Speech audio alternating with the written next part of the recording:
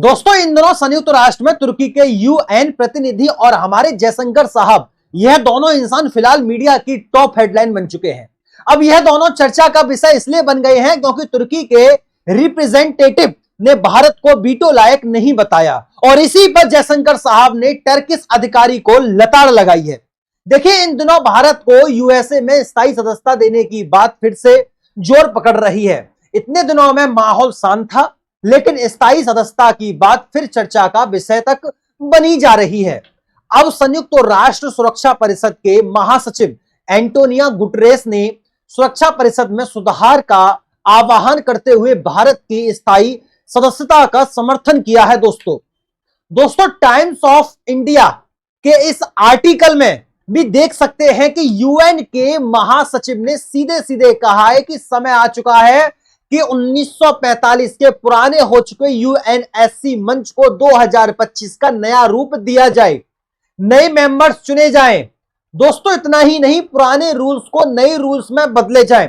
भारत जैसे देश को जो बहुपक्षीय व्यवस्था में एक महत्वपूर्ण आवाज के रूप में उभर रहे हैं, उन्हें वीटो का अधिकार दिया जाए ताकि इन दोनों यूएन के मंच पर जो एक तरफा फैसले के आरोप लग रहे हैं उन्हें मिटाया जा सके। दोस्तों, एंटोनियो गुटेरेस के प्रवक्ता स्टीफन दुजारिया का भी कहना है कि यही सही समय है जब पूरे मंच का रिफॉर्म करके एक नया यूएनएससी बना दिया जाए, जिसमें नए मेंबर्स, नए रूल्स और नई पॉलिसी लागू होगी और यह भविष्य के यूएन की फैसलों में काफी मददगार साबित होंगी। दोस्तों, एंटोनियो गुटेरेस और उनके प्रवक्ता स्टीफन दुजारिया के इस बयान के बाद अब स्पष्ट हो चुका है कि अब यूएन चिप भी भारत के हाथों में वीटो देखना चाहते हैं। लेकिन कहते हैं ना, 10 लोगों को एक बात अच्छी लगी तो उसमें से एक ना एक तो ऐसा होता है जिसे बात वो अच्छी नहीं लगती, वो उसका विरोध करना स्टार्ट कर देता है। तो यहां पर तुर्की वो है जो अब भारत की स्थायी सदस्यता का विरोध कर रहा है।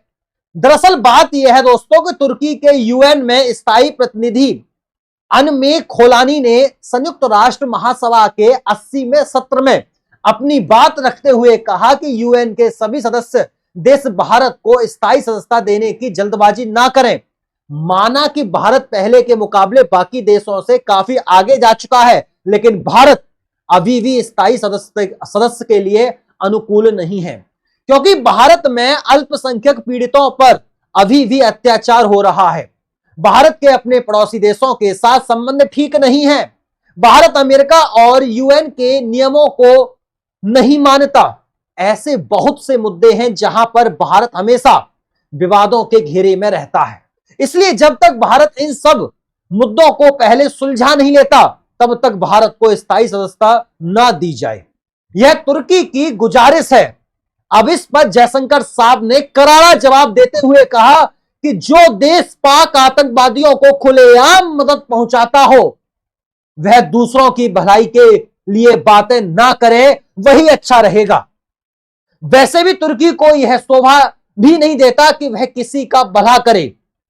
तुर्की जितने जुल्म आर्मेनिया, ग्रीक और अन्य ईसाई लोगों पर करता है, उतना तो तालिबान भी अफगानियों पर नहीं करता होगा। दोस्तों, जयशंकर साहब ने टर्किश अधिकारी अनमे खोलानी से यह भी कहा कि तुर्की के कुर्दिस्तान में महिलाओं के खिलाफ सबसे ज्यादा अपराध होते हैं।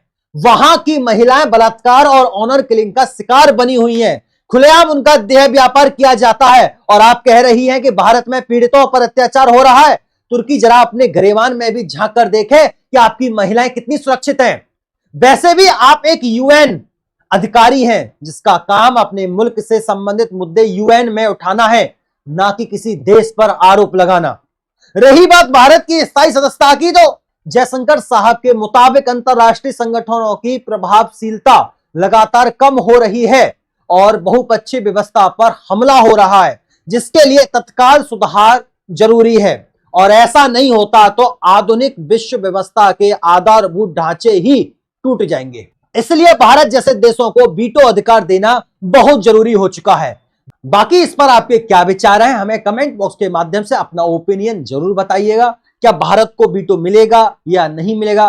क्या भारत स्थायी सदस्यता ग्रहण कर पाएगा या नहीं कर पाएगा? अपना जो भी विचार हो कमेंट बॉक्स के माध्यम से हमें जरूर बताइएगा। फिर मुलाकात होती है अगली वीडियो में, तब तक के लिए नमस्कार, राधे राधे, राम राम, जय श्री राम, जय हिंद, जय भारत, वंदे मातरम।